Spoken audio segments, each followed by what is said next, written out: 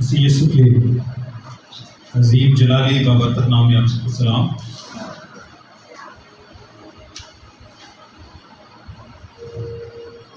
खुदावंद यीशु मसीह ने सलीब पर 7 कलमात पढ़े और खुदावंद यीशु मसीह का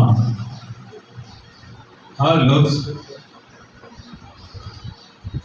हमारे लिए बाइस जिंदगी है। आमीन। उसके अल्फाज में कुदरत है, उसके कलाम में कुदरत है। आमीन। वो जो कुछ कहता है उसके कलाम में तासीर और कुदरत पाई जाती है। आमीन। वो जस्ट पतरस से कहता है कि पानी पे, जब पतरस रिक्वेस्ट करता है तो यीशु कहते हैं आ। ये आ जो है हम भी कह सकते हैं, आप भी कह सकती हैं, लेकिन जैसा वो कहता है ऐसा नहीं कह सकते। लिखा है उसके आ कहने से पतरस पानी पर चलना शुरू कर देते हैं। आमीन। जितने भी अल्फाज खुदा ने अपनी जिंदगी में बोले उनके अंदर तासीर और कुदरत पाई जाती है। आमीन। खुदा के कलाम को जब हम पढ़ते हैं तो हर इंसान जो पैदा होता है, यीशु खुदा का कलाम भी फरमाता है कि जो भी इंसान पैदा हो तो इसलिए नहीं पैदा होता है कि वो मर जाए, बल्कि जब आदम को पैदा किया गया इसलिए पैदा किया कि वो हमेशा जीता रहे। लेकिन उसके लिए कंडीशन ये थी, अगर तू फल खाएगा तो मर जाएगा। और उसके बाद जब वो मर गया तो उसके बाद इंसान के लिए कंडीशन हो गई कि कोई भी इंसान जो पैदा होगा उसने मरना है। कब मरना है कोई नहीं जानता। बाइबल मुकद्दस में लिखा, यीशु ने कहा तुम्हारे लिए तो सब वक्त हैं लेकिन मेरा अभी वक्त नहीं है। खुदा के पास एक घड़ी है, खुदा के पास एक वक्त है जिसके मुताबिक वो चल रहा है। और चूंकि इंसान को मौत से बचाना था, इंसान को हलाकत से बचाना था, उसके लिए खुदा ने इंसान को हलाकत से बचाने के लिए खुदा ने कहा कि उसके लिए कुर्बानी का बंदोबस्त करना है। और कोई शायद किसी के लिए अपनी जान दे दे, बाइबल में लिखा है, लेकिन उस जान देने का क्या फायदा, क्योंकि वो खुद ही मरा हुआ है। अगर हकीकतन देखा जाए तो इंसान तमाम के तमाम मरे हुए क्योंकि गुनाह के नीचे। उसके लिए इंसान को बचाने के लिए खुदा को मरना पड़ा। लेकिन नोट कीजिएगा कि खुदा मर नहीं सकता, खुदा मर नहीं सकता।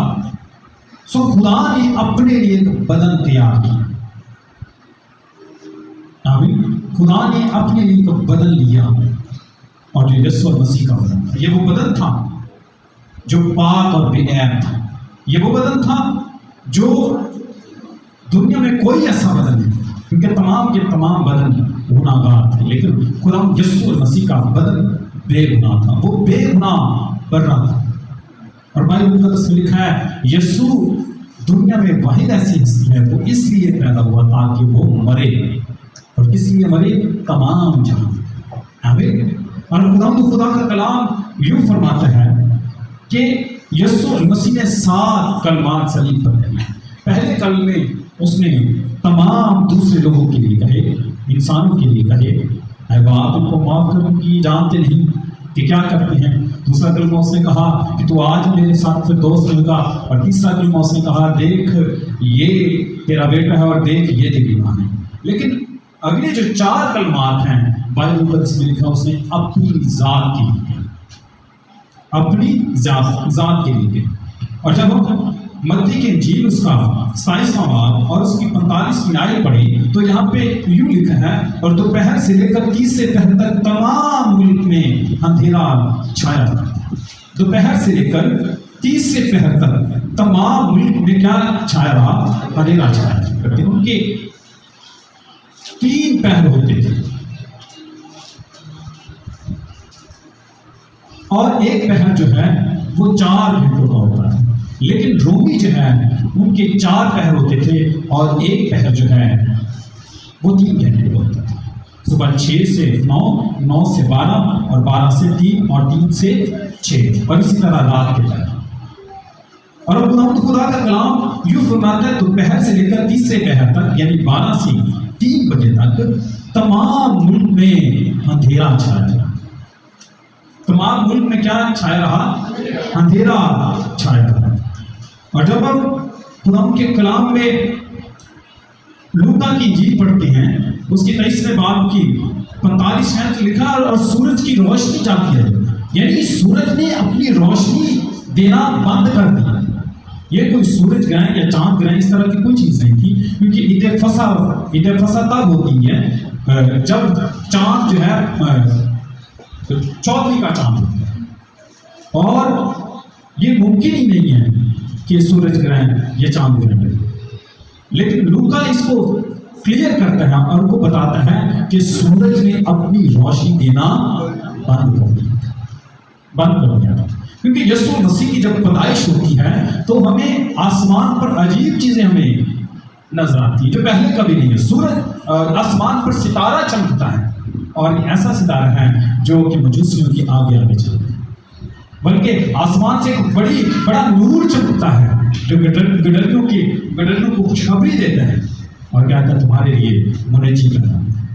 और आज जब हम वो दिन मना रहे हैं, वो दिन याद कर रहे हैं जब यीशु मसीह ने सलीब पर जान दी, तो आसमान पर वो चीजें मौके पजीर होती हैं जो पहले शायद किसी के लिए नहीं, हकीकतन किसी के लिए।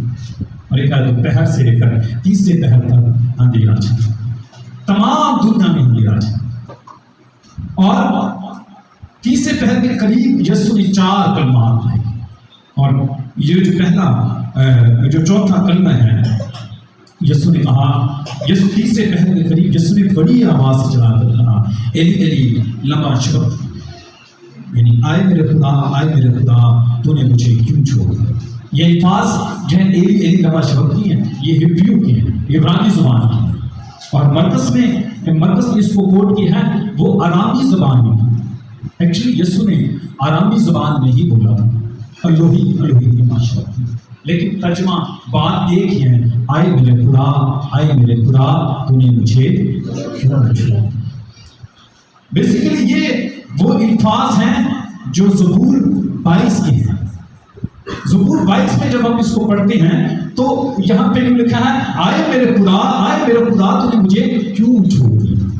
और यीशु मसीह ने 7 कलमात कहे और 2 कलमे आए बाप इनको माफ करो, क्योंकि ये नहीं जानते कि क्या करते हैं। अब आप मैं अपनी रूह तेरे हाथों में सौंप। लेकिन इस कलमे में, चौथे कलमे में खुदा यीशु ने बाप नहीं कहा बल्कि कहा, आए मेरे खुदा तूने मुझे क्यों छोड़ा। बेसिकली खुदा यीशु मसीह उस ज़बूर को कोट कर रहे हैं जो 22 ज़बूर है। और सब जो है स्कॉलर्स ये कहते हैं कि यीशु ने पूरा ज़बूर बोला था। और कुछ ये कहते हैं कि जब ये कहा जाता है कि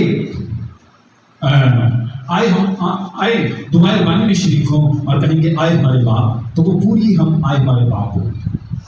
लेकिन कुछ कहते हैं कि जब ये पहली वर्ड ही बोल दी जाती है तो इसका मतलब यही होता है कि पूरा ज़बूर जो है वो बोला है। और ये किस कंडीशन में बोलते थे? जब वो दुख की हालत में होते, जब वो परेशानी की हालत में होते, जब वो गम की हालत में होते, जब वो बेकसी की हालत में होते, जब वो लाचार होती और इस कंडीशन में होते कि वो कुछ नहीं कर सकते, तब वो ये ज़बूर बोलते, आए मेरे खुदा तूने मुझे क्यों छोड़ा। यीशु मसीह ने कहा, मैं और बाप एक हैं, बाप मुझ में रहता है, जिसने मुझे देखा उसने बाप को देखा। कैसे मुमकिन था कि वो उसको छोड़ देता? लेकिन बाइबल मुक़द्दस में लिखा है वो गुनाह की कुर्बानी के लिए पेश किया गया। आमीन। उसने खुद को गुनाह की कुर्बानी के लिए दे दिया और उसने ये अल्फाज रहे, आए मेरे खुदा तूने मुझे क्यों छोड़ा। ये कोई शिकवा नहीं है, ये कोई शिकायत नहीं है, ये कोई गिला नहीं है, बल्कि कलाम की वर्सेस है। और ये मैं बताना पसंद करता हूँ कि खुदा यीशु मसीह ने इतने कर्ब की हालत में, इससे पहले लिखा बाकी समझी में जानकारी की हालत में है, और उसका जो पसीना खून की बूंदों की मानो टपक रहा है,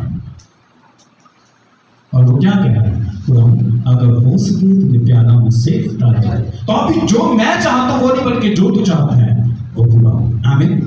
मगर सिर्फ खुदा के लोग इतनी मुश्किल और इतने दर्द में भी क्या करते हैं? कलाम की आयात को रिपीट करते रहते हैं, क्योंकि वो जानते हैं कि खुदा का कलाम जो है हमारी ताकत है। आमीन। और यीशु भी यही कर रहे हैं, और यीशु ने ये नमूना दिया कि दुख की हालत में हो, गम की हालत में हो, बीमारी की हालत में हो, उस हालत में हो जब लाचारी हो, और चूंकि जब खुदा का प्लान चल रहा है तो हमारे अंदर भी एक प्लान है कि खुदा के टल जाए तो बेहतर है, लेकिन खुदा का प्लान ये है कि ये टले ना, ये जारी रहे। तो उस सूरत में खुदा के कलाम को अपनी जुबान से निकालें। आमीन। खुदा के कलाम को अपनी जुबान से निकालें, क्योंकि खुदा का कलाम जो है हमारे लिए ताकत है, हमारे लिए कुव्वत है, हमारे लिए तसल्ली और इत्मीनान है। आमीन। और यीशु ने ये बात करके दिखाया, आए मेरे खुदा, आए मेरे खुदा, तूने मुझे क्यों छोड़ दिया। उससे कलाम की आयात या दुख में, बीमारी में और बेकसी की हालत में, बेबसी की हालत में वो कलाम को भूल जाना। आमीन। जब वो आजमाइश में है तब भी वो कलाम को याद करते हैं। कलाम में ये लिखे हैं, आज ही सिर्फ रोटी से भी जीता है। आमीन। हर चंद कलाम को अपनी जिंदगी में अगली तरजीह। आमीन। क्योंकि कलाम कभी नहीं मरता। आए अपने सिर को झुकाएं और अपनी आंखों को बंद करें, क्योंकि कलाम ही हमें जोर देते हैं, कलाम ही हमारी ताकत है, कलाम ही हमारी